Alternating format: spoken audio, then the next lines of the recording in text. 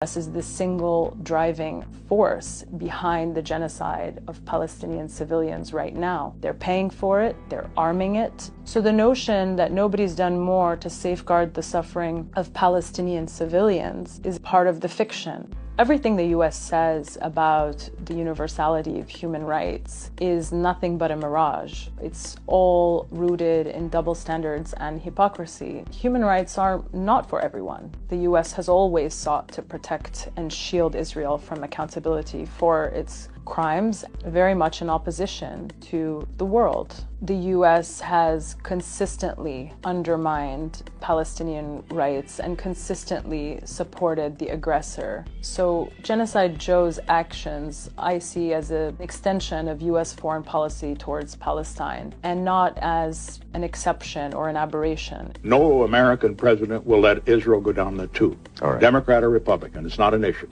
When we look at Israel and we try to understand this bizarre relationship between the U.S.-Israel and the words which are always used to describe this relationship. So I fought for Israel like no president ever before? It's always an unbreakable bond. Israel has built unbreakable bonds of friendship. The bonds between the United States and Israel are unbreakable. Our unbreakable alliance with Israel. Shared values. We're united in our shared values. The connection between the Israeli people and the American people is bone deep. Support for Israel has always been bipartisan.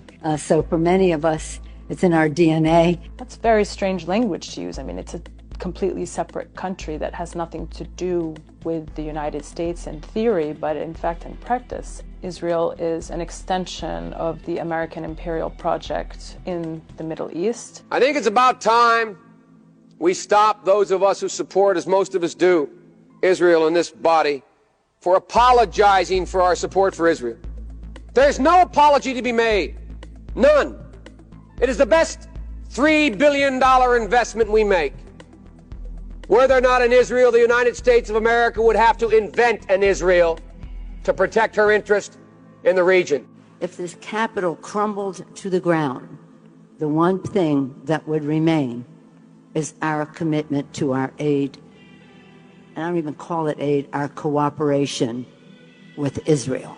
Any American right now watching this unfold should be deeply troubled because without U.S. financial support for Israel's apartheid regime, without the U.S.'s financial support for this ongoing genocide, it simply could not take place.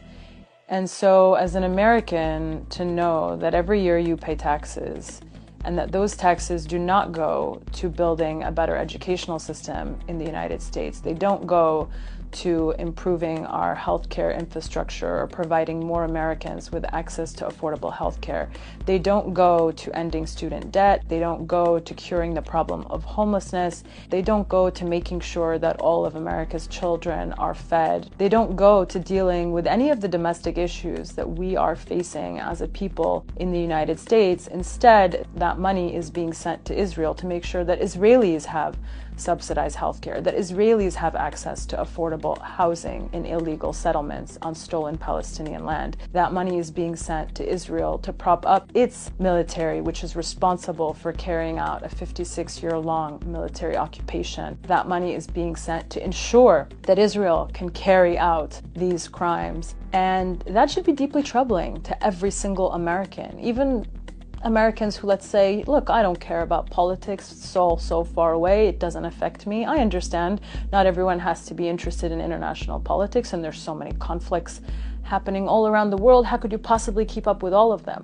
But if you were to keep up with just one of them, you should probably pay attention to this one, because your money is being sent to finance this particular conflict. That's money that not only do you need, but also could be used in many more beneficial ways.